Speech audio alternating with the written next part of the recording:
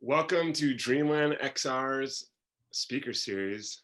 My name is Elliot Ordower, and I'm CEO of Well Played Studios. And today for the Fireside Chat, we are here with my good friend, Ted Schilowitz. Hi, Elliot. Good to see Ted, you. good to see you. I know where I'm at right now, as you can see by my background. Where are you today? Well, first of all, you're in virtual Vegas, which I think is great. And I think it's awesome that you actually have something around your neck to actually define CES. That's right. Oh, camera's not picking it up, but it's my 2020 CES badge. I love it. So I guess this is more of like a jungle side chat than a fireside chat, right? Yeah, that's right. I am actually at one of my close friend and mentors' homes right now because I have to be in quarantine until I get my COVID test back because I was traveling a little bit, albeit safely and very socially distant and very cognizant, but making sure that if for some reason, just you don't even know if you got it or you didn't get it, it's just a good idea. So I'm actually at my mentor's home where he's not here right now and hasn't been here for a little while. So he's letting me use his house to quarantine in. So it's yet another thing that I get to thank my mentor. His name is also Ted. For. That's a good mentor and a good dutiful husband duties there. Absolutely.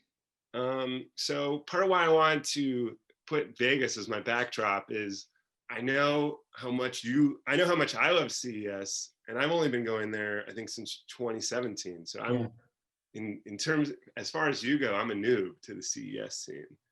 And we'll get into VR and XR and everything on this chat, but I want to start out with, I want you to kind of look at my backdrop, bring back your memories of Vegas, and think back to your first time you were at CES. Yeah. And where you were at, what the year was, where you're at in life, who you're working for, and like what the hot, CES always has the big hot topics of that year and big hot companies. I want to know, what was that for you? That's a really interesting question. And it's a really interesting way to start our conversation today. Because it's actually kind of emotional, like looking at that background. And we would often joke, I think I'm over a 20-year veteran now of CES. I might be one of those guys that has like the 25-year badge, like the Walmart badge, how can I help you badge? I think I'm at that stage. I'm in my mid 50s and I've been going to CES since, I was in my 20s. So I think I'm considered a veteran at this point, albeit still a kid inside, right? But it's interesting, we often joke about Vegas as debtor's prison for people that are lucky enough to work in the industry that we both work in.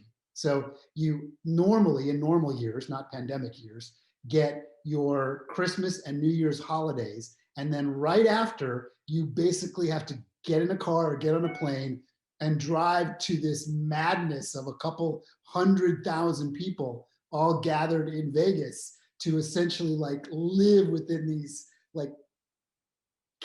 unimaginable crowds to try and do stuff. And over the years, I guess my job dynamics have evolved and stuff. And now I have a schedule and assistants and people kind of shuttling me around in little cars and moving. There was actually, I think it was two or three CESs ago, I had a big onstage presentation with the CEO of Intel at the Mandalay Bay, the convention center there for part of CES. And we had to rehearse, and I had rehearsals for another speech that I was doing at the convention center. And at one point, because the traffic was so bad with all the people going in on the last, the day before the show starts, everybody's kidding and it's crazy. They were seriously considering to get me from one rehearsal at the convention center by helicopter to the Mandalay Bay, because that half hour, and there's so much logistics of just driving for the half hour, 40 minutes wasn't going to happen. So it was like 8 minutes. I'm like, guys, just work your schedule around. So I'll just be there. Just give me a half hour and I'll get there. It was fine. But like, I couldn't believe they were serious about it. They're like, oh, we'll get a copter and we'll copter you over there. And I'm like, only in Vegas, right? Only Vegas, CES, like it's not that ridiculous of it. Yeah, Like it's not that ridiculous, but relative to CES Vegas, Exactly. it's not that ridiculous. I'm trying to think. My very first CES might have, okay, this will go way back, and I don't even actually remember if this was a CES, a SIGGRAPH, or a NAB, because those are a lot of the shows that I would attend in Vegas, or one of some of the other shows. But I remember one of the very first years we moved from Florida, where I'm from, to California, and I started on this like tech journey working with Apple at the time. We went to CES last minute, and the only hotel that was available, my son, who is now 23, and out in the world climbing mountains and stuff, was a little kid. He was like 2 or 3 years old. So that's how long ago. So yes, it has been over 20 something years. We stayed at a hotel called the Westward Ho. And I don't know if you remember, you're a Vegas veteran yourself. I don't know if you remember the Westward Ho. It's been long knocked down, but this place was like, it made the circus look like the Wynn.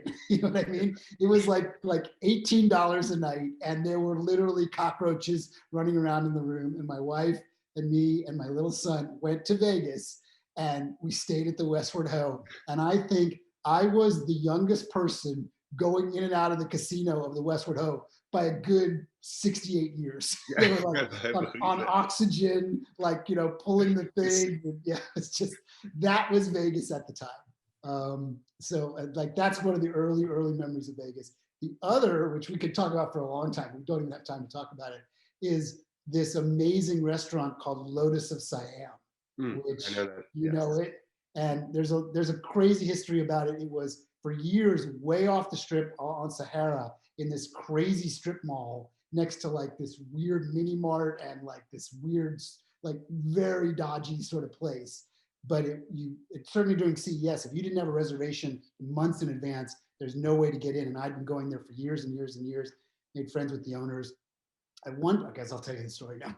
At one point, we started to make our preparations for CES, and I got an invite to the thing at Lotus of Siam, and it wasn't on Sahara, it was on Flamingo. And I'm like writing to people saying, no, you got it wrong, it's way off. And I'm like, oh no, you didn't hear, they closed the place on Sahara, they moved to the Flamingo, on Flamingo, and they got a new place. I'm like, oh wow, they're gonna lose sort of the thing. They got locked into their success, and it was like, now they're moving upscale.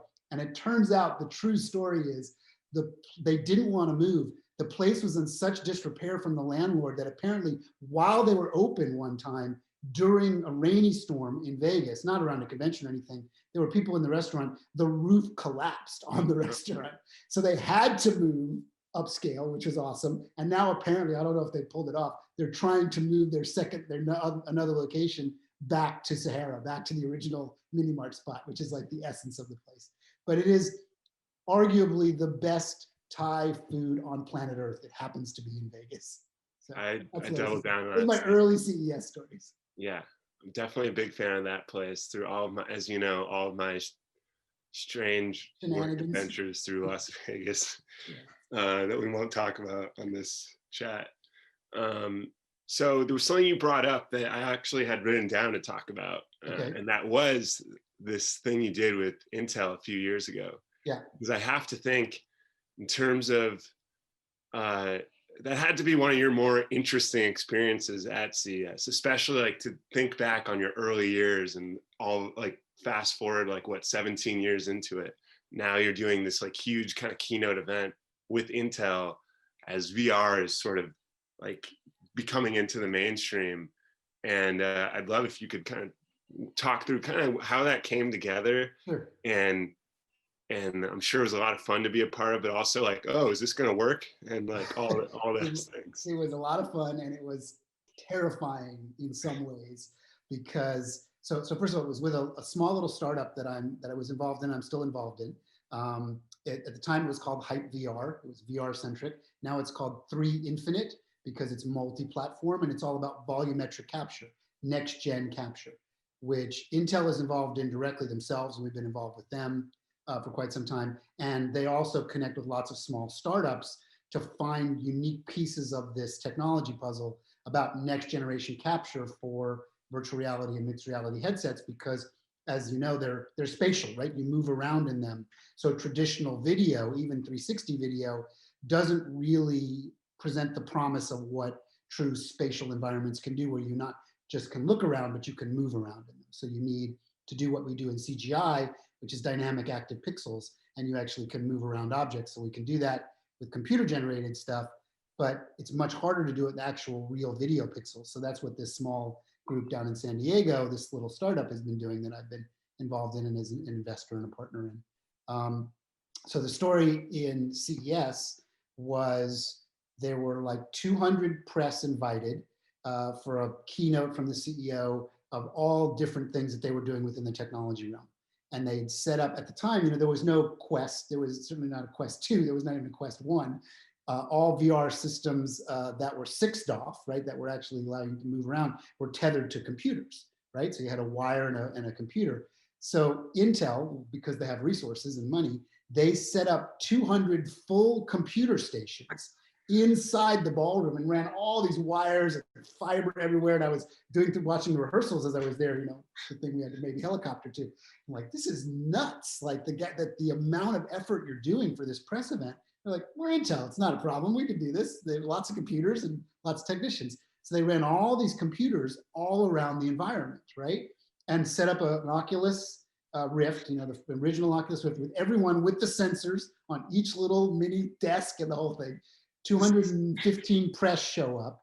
And during the rehearsals, I was talking about the value of volumetric video with the CEO on stage, right? And I said, the beauty of this is you don't just get to look around the video, you literally get to walk around the video and you can move around. So in one of the rehearsals, I said, so if everybody wants to stand up, just be careful, don't trip on all the wires and stuff, but go ahead and move around a little bit. And all the technicians like freak out. They're like, Ted, they stopped the show. Like, you can't say that, you can't do that. It's like an insurance nightmare. Someone's gonna trip and kill themselves. Let them know that they can like stand up and maybe move their body a little bit, but they definitely can't walk around, right? So we rehearsed it a few times, and then the show, of course, goes off, and then there's a real audience there, and of course I go completely off the rails, and I'm like, again, get into the moment. We're all excited about it. It's like a big deal because they'd showed like 360 video before, and people were like, yeah. And they're like, now let me show you what video can really do when it goes to 6 degrees of freedom. So at some point I say something. You can find this online, like it's, you know, it's out there. I go, if you feel comfortable, go ahead and stand up and just be careful. You know, there's other people around you in wires, but go ahead and walk around and move around a little bit. And you can see all of the staff in the back, like with daggers in their eyes and like losing it. And the CEO is laughing. He's like, this is great. And you just kind of, there's like these cutaways of these videos that are online of these like press people in VR, like walking around, and, you know, because they're still wired, right? So they can only move like 5 or 6 feet. But it was like just this unbelievably hysterical moment. And that's kind of what makes CES special, is when something goes off the rails, but nobody gets hurt, and it becomes like a moment that still to this day, like you're thinking about it, you're talking about it. It was a cool CES moment for sure. Yeah. Honest, as someone who's done many demo, you know, like professional XR demos, that sounds like such a nightmare. Putting that together, making sure those sensors aren't colliding with each other, like making sure there's no like surge issues. So many things could go wrong there. It was a miracle it worked at all. Like, and it was a miracle that it worked at all. Yeah. And the fact that it worked, and we actually got people to stand up and demonstrate what it looked like inside their headsets, and then write their stories about it and stuff. It was a big win for the little startup. It was a big win for Intel at the time. It was a big deal. That's a good little CES check mark in my. Yeah, and wasn't it like somewhat parodied with Silicon Valley? Like, didn't they? Oh, that's right. You're 100% right. I totally forgot about that story. Yes. So if you've watched Silicon Valley, and what was it, season 3 or 4? I think it's like 4 with Haley Joel Osment as. And they have a big convention, right? And they and everybody's got a headset in their seats, and it all goes bad, right? Because the wire, like, So apparently, one of the producers on the show is a friend of mine, and he called me up afterwards. He's like, you know, that video of you at CES with all like 200 press walking around in the Rift, that was our inspiration for that scene. And I'm like, oh man, that is the best story ever. Like, I completely left that in my mind. I can't remember. Yeah. You reminded No, me. no, That was the inspiration for that, for Silicon Valley. That's Right? so great, because like that scene, everything does go wrong there. And when I was saying like, oh, I can only see these things happening, Yeah. that in my mind is like when someone calls and says, hey, Elliot, can we get 215 riffs in the same room? I just see that and go, yeah, I think so. Yeah, I think Mike Judge saw the YouTube video of me on stage with the CEO of Intel, and he just laughed so hard that he just plugged it into the show, and that was I think that's the story. It's something like that. That's how it all happened. It's so funny. Since we are supposed to talk about XR, and that is a good segue, we are talking about it here. If we're looking at CES like 1 year ago, pre-pandemic entering the United States, yeah. In terms of VR, the whole XR conversation, AR is like the hot thing. And in the VR space, it's like, if you're LBE, that's like the whole conversation. Sandbox had their huge raise not that far before that. And like, we're 1 year later and that landscape is completely changed. Quest 2 is like, it's instead of LBE, it's Quest 2. I've got one right over there. I play with it every day. Yeah. Going into the holiday season, I've never had so many people that are like VR, non-tech people coming up to me saying, should I buy a Quest? And I'm kind of, we finally, like you and I have talked about this, there's finally a market to buy, like for developers to actually make games and not just be, like a one-off, like, Beat Saber or Half-Life Alyx to be successful. Yeah. How do you feel about the space right now? We'll get to AR, but how do you feel like about the VR space right now? Yeah, it's interesting because I guess I would say I somewhat pride myself on my predictive nature of the trajectory of technology, where things are going. As you know, I've been involved in a lot of technology companies early on and kind of have a sense of what it takes to get to the early adopter phase, to the first phases of like pre-mass adoption, and then to kind of crack the code, right? To sort of like create a new market for something. And I've talked a lot about that. And I think when I started on this part of my career journey and really started to get involved with virtual reality and mixed reality was right around 2013, 2014. And I was working at 20th Century Fox at the time and doing stuff then. And I was starting to put my own personal timeline and being very public about this in presentations all around the world, that I think what you're going to see is it's not going to be till roughly around 2020 when we start to break out of the ultra early adopter phase into the next early adopter phase, which is I would call wide scale early adopter phase, not mass adoption yet. And interestingly enough, I was pretty close to write about that, simply because I knew how many iterations of the technology from 5 or 6 companies putting hundreds of millions, if not billions of dollars of resources and effort into moving this ball forward it would take until you get something that's light enough, comfortable enough, high resolution enough, and cost effective enough, and remove the what we call the friction points, the barriers to entry. It was gonna take from around 2013 when we sort of talk about the re-renaissance of virtual reality, when Oculus got bought by Facebook, multi-billion-dollar transaction, and the world started to pay attention. And then before you know it, you had a lot of press and you had a lot of people and a lot of pundits predicting within 18 months, this is going to be a $20 billion industry. And I was kind of scratching my head going, I think you guys have kind of got this wrong. Like you don't do what I do, which is look backwards to be able to look forwards closer to correctly.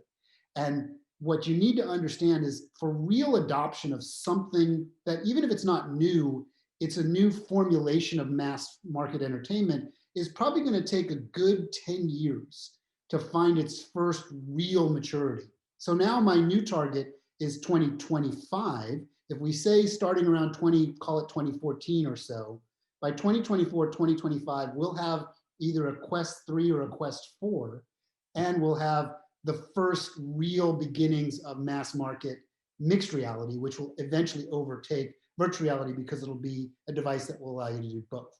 So the thing about future tech, right, and studying and being a futurist is things always take longer than people predict to really find their sweet spot. And all you have to do is study the revolution of the mobile phone into the beginnings of the pre-smartphone era, the early adopters of people using T9 texting, and then the BlackBerry into something like the Palm Pilot, into the first iPhone and the first Android phones, into now 10, 12 years later from that moment, you actually have unbelievable mass adoption and use case of a device like this, right? But that didn't happen in 18 months. That happened across about 12 to 15 years.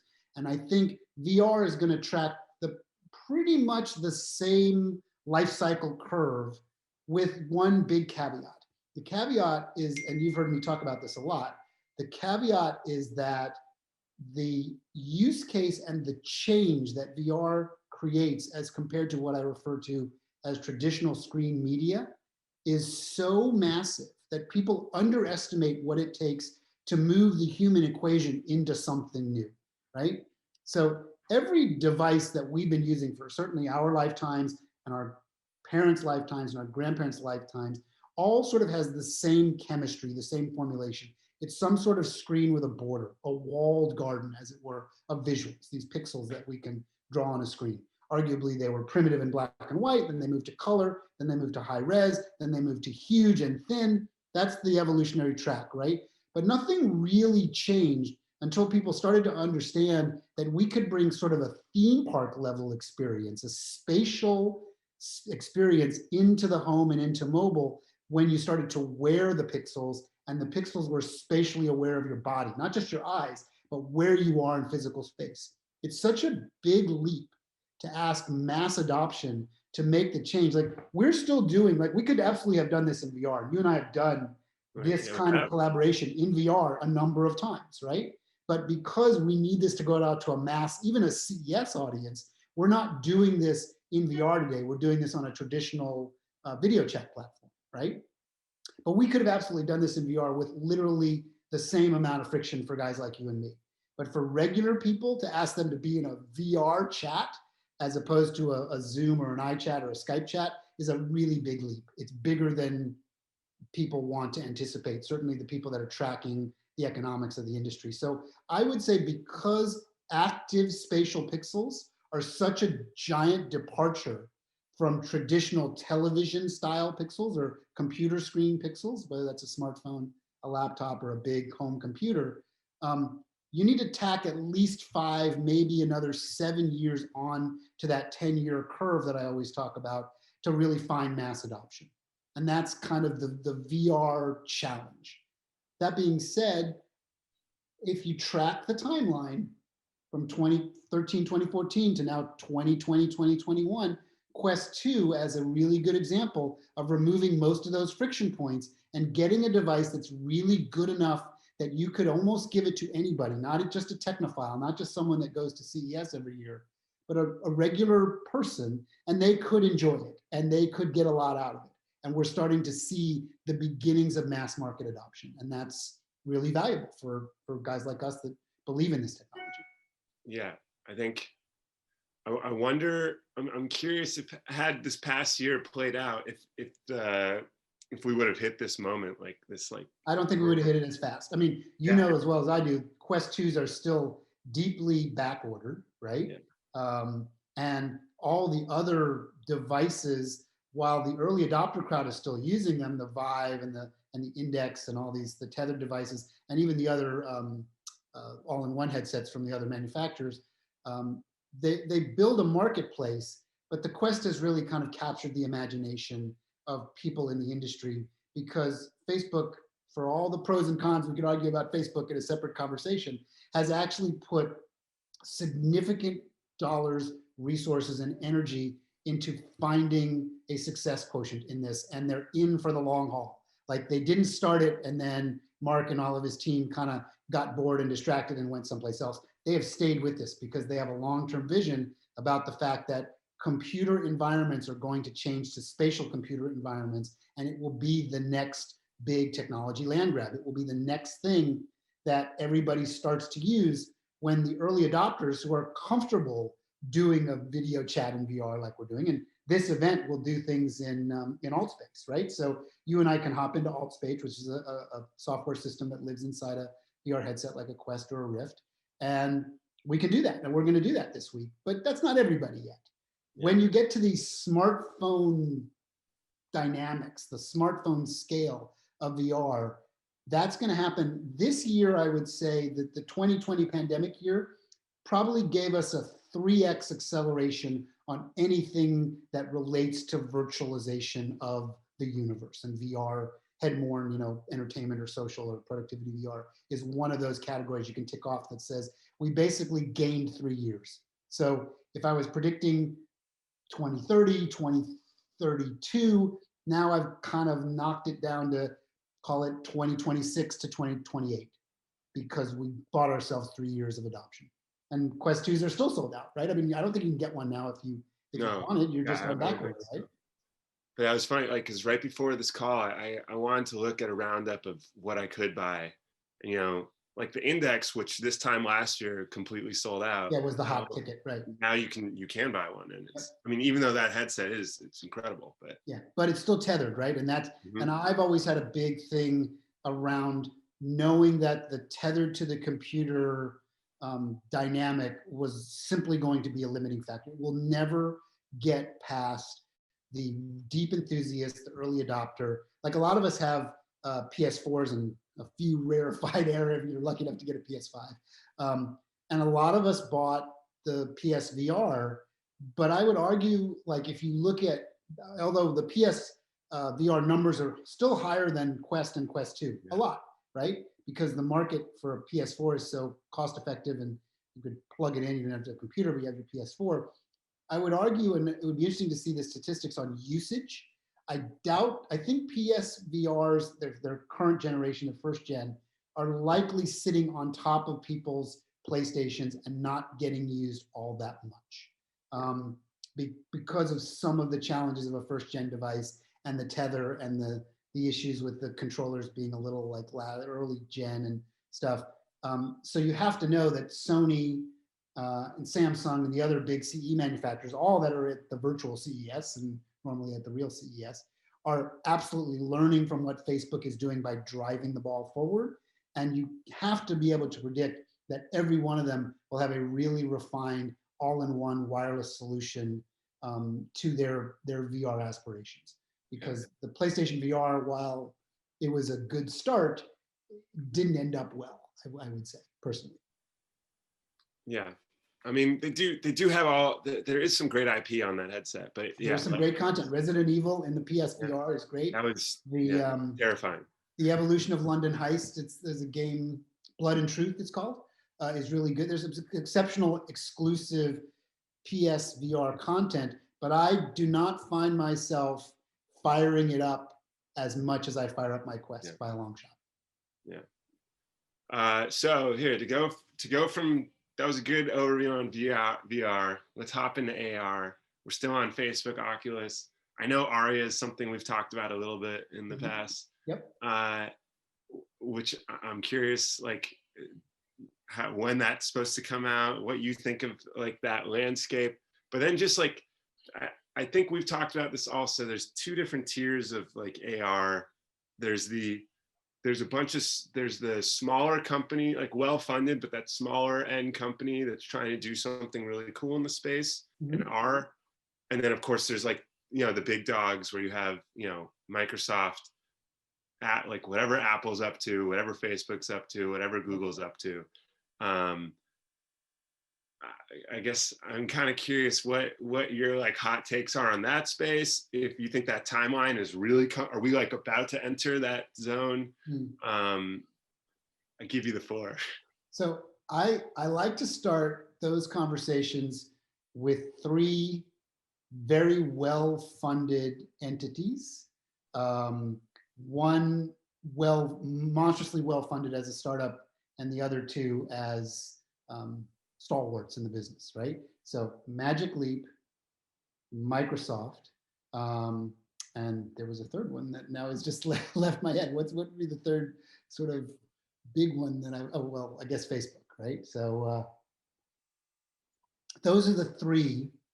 And two of them launched the very, very first level products into the marketplace, Magic Leap and Microsoft with their HoloLens, right? Interestingly enough, if you study the level of investment that a company like Magic Leap, which we could argue, we could put a lot of critique on Magic Leap as an early entrant into the space and sort of trying to boil the ocean very quickly as opposed to letting it organically find its time. And again, going to that long haul time frame, right? You got to go through lots of fits and starts before we figure this out right. To try and solve it all at once was essentially a flawed thesis, and it sort of proved itself out, right? Because that Gen 1 device, while it has some really valuable components, number one, it's tethered to this little computer pack. That's the death call. If it's got a wire to something else, that's the death call, in my opinion. And it just didn't really live up to the promise of what all the hype was set against it.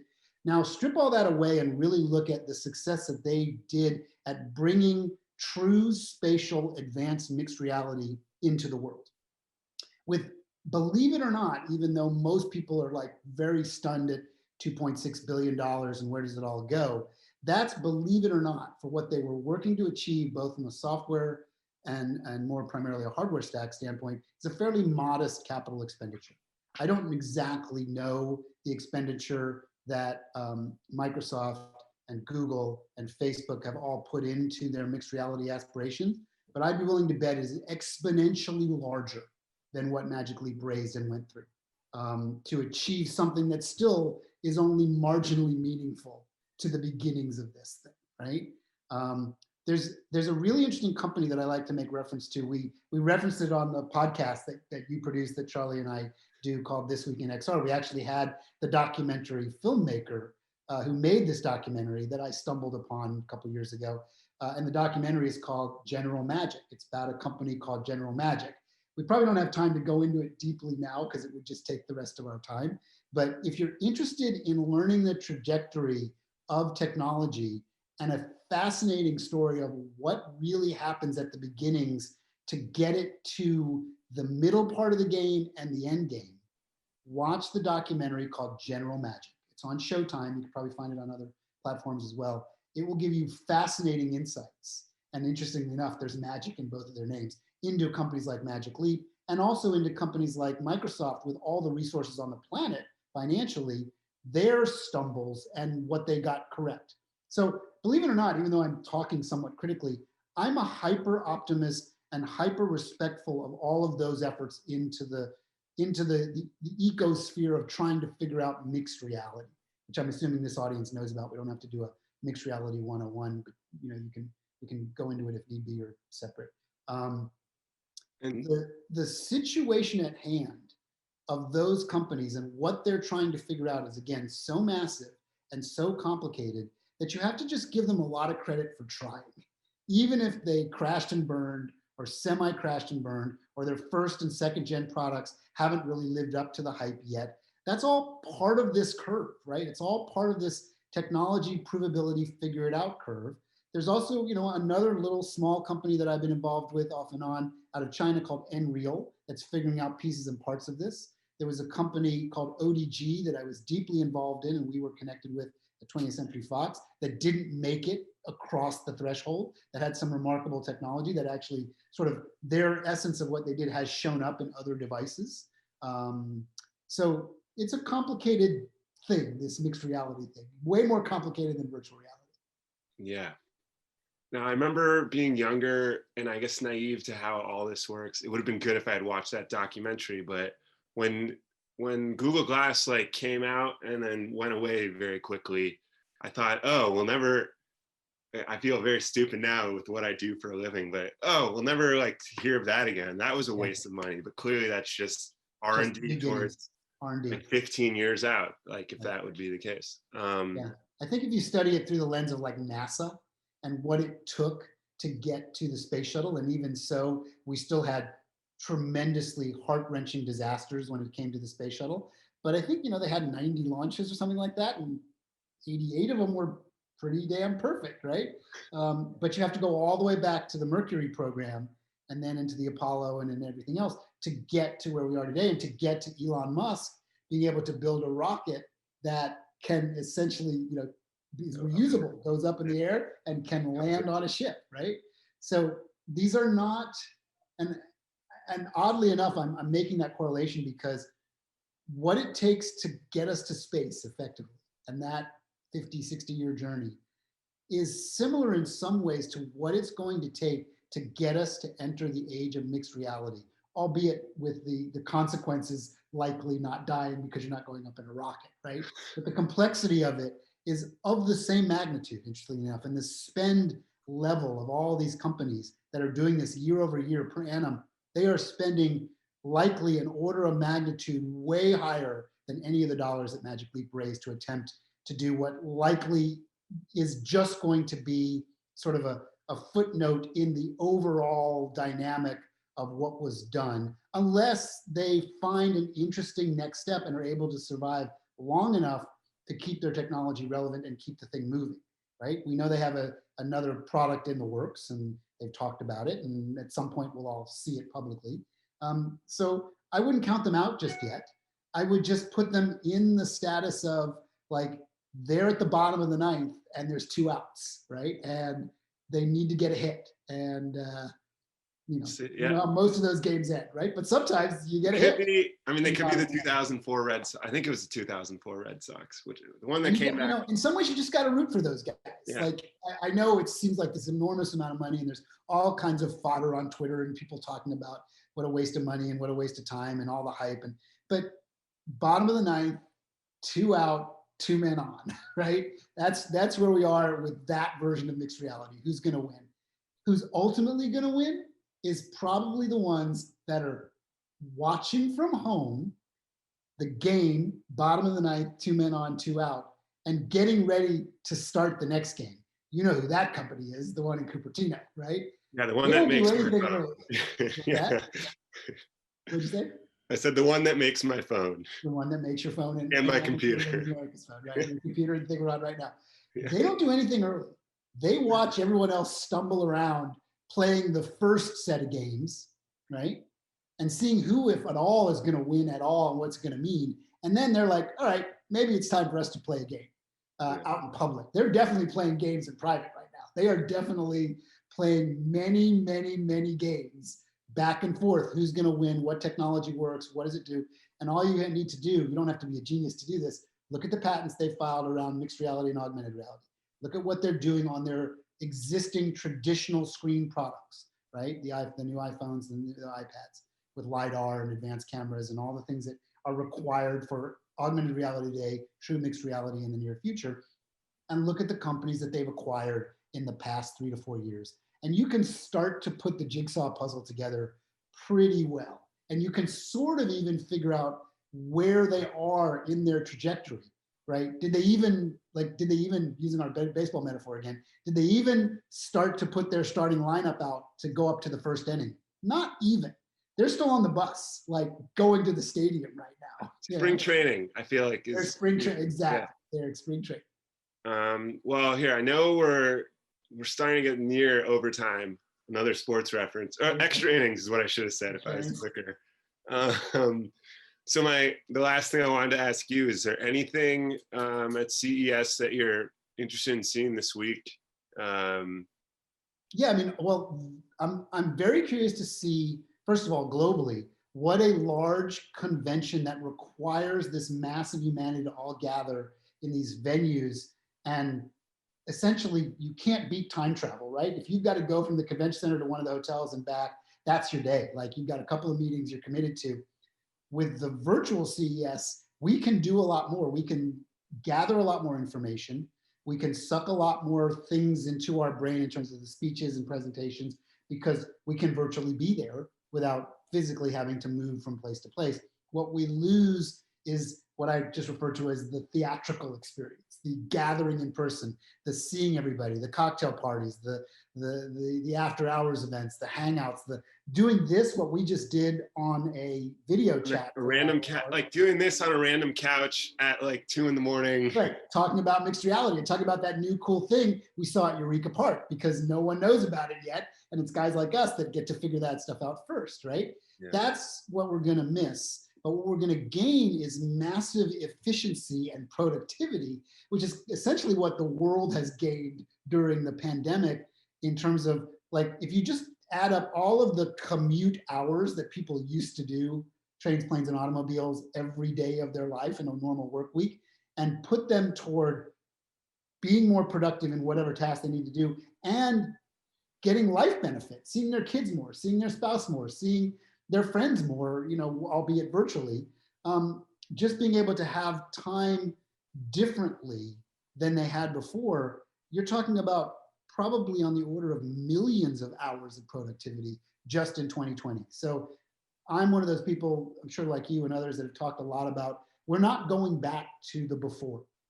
We are going to re-enter society, and we will do all the things we liked about physical and social gatherings, but we are going to shed a lot of the things that were wasteful and just old school about our life beforehand. And many very large companies and even small and medium-sized companies are like, for people that don't need to be in a physical space, building things that are practical and physical, or working, you know, with something tangible, if you can do your job virtually, like if we were having a business meeting right now, we could absolutely do this. We could, you know, if we were in one of the VR spatial softwares like Spatial, we could actually have a meeting and we could bring up 3D objects and we could have a virtual whiteboard and we could do all the things we would do in person, right? Plus, we're all just getting better at this. We've all upped our internet connections. We've all gotten better computers. We've all just virtualized and taken advantage of what this means on a global scale. So as much as no one wants to make light in any way, shape, or form of this horrifying loss of human life and a lot of the ineptitude of many governments, not all, but many, I would point to the one in the United States as a clear indication of ineptitude. But I would also point to New Zealand as a clear indication of, you know, being a little smart enough to know better and how to figure this out, albeit with slightly different circumstances and different cultures. Never making light of the toll that many people that we would know and everybody knows, you know, in some way has been touched by this, hopefully not in the worst circumstances, but many in the worst circumstances, which is death. There are many silver linings and many optimistic approaches to how we use technology to better our human condition. And that is a global thing, and that has worked primarily as well as I think anybody could have anticipated. And if you happen to be one of those large tech giants, or even small startups or mid-sized companies that are involved in the tech revolution in some fashion, you likely have benefited from this year in an accelerated fashion. And all it takes is to look at the market cap of the large, you know, top 6 or 7 technology companies in the world and see that some of them now have multi-trillion-dollar market caps, because all they've done is figured out how to move everything they do in the real world, everything humans do in the real world, into the virtual world. So that's Apple, Amazon, Microsoft, Google, Samsung, Sony, et cetera, et cetera. I mean, just the stunning oversold success of PlayStation 5 is a perfect leading indicator to how badly people want the latest tech to bring into their home environments now. Just super interesting. So we can go on forever on this. We can, and I'm looking at the clock. It's time to go. It's about time to wrap it up. So the last thing I was going to do is a very cheesy plug. Earlier you mentioned a podcast. What were you saying about it? What's it called? That's very deft, Elliot. Very swift how you snuck that in there. Yeah. So Charlie Fink, who's a good friend of mine now, a good friend of yours, of course, who writes for Forbes on a regular basis, was a Disney executive for a long time, and is very deeply in mixed reality and augmented reality. Wrote a number of books on the subject. You could look him up, and he's a bona fide authority on this. He asked me, what about during the pandemic, I guess maybe 9-10 months ago, like the beginnings of it. He's like, let's do a podcast together. We share a lot of the same commonalities, the same thoughts. I want to do like a weekly roundup of whatever's happening in what we call XR, which is kind of the global overall term for mixed reality, virtual reality, augmented, all that stuff. We call it extended reality, right? So he says, let's do a podcast called This Week in XR. And we've been doing it every week with limited exceptions of occasionally if I couldn't make it or there was a tech problem or we had a holiday. For 9 months, we have what, 15 episodes or something like that in the bag. More like 20 at this point. 20 episodes. Yeah. And we've done some crazy ass stuff. Like one episode in particular that's very like near and dear to my heart is I actually had to make a drive down to that little startup doing the volumetric stuff that happened to be in San Diego. And it was an early morning on Friday when we normally do our podcast. So I'm like, I can't do the podcast this week. And you're like, why not? I'm like, I gotta go to San Diego. It's like, oh, wait a minute. I don't have to drive the car myself. The Tesla will drive the car. Elon will drive the car for me. So I can just set my iPhone up on the dashboard and I'll just do the podcast that way, video, like no problem, right? Yeah, and that was fine. That was surprisingly smooth. I definitely I had some caution going into that one, but it was pretty good. Yeah, and you have to touch the steering wheel every 45 seconds, but it totally drove me all the way from Los Angeles to San Diego without a hitch. And it's all for, a couple of roads and then to the 405 and back. But I literally made it from point to point, right? Doing the podcast, and it was totally fine. We've had really interesting guests for like many months now. And Charlie and I, for the most part, because we're two white guys, like middle-aged white guys, we thought it would really be important that we bring a female voice to our threesome. So I think almost every episode, if not every single episode, with very limited exceptions, we've always had someone who is really important and meaningful in our industry that happens to be a woman, be our third voice in this. And we would like to increase that. We'd like to bring in more diversity, people of color and people that are just different than us, because it's just important to have different points of view. And it's not like we're trying to make a point that they're a woman or they have different skin color than us. It's just that they will bring something different than what the two of us can bring to the party. And so far that's worked. So if there's anybody that you think or anybody that's watching this that says, I know a great guest for your podcast, please let us know. We'd love to have you. Reach out.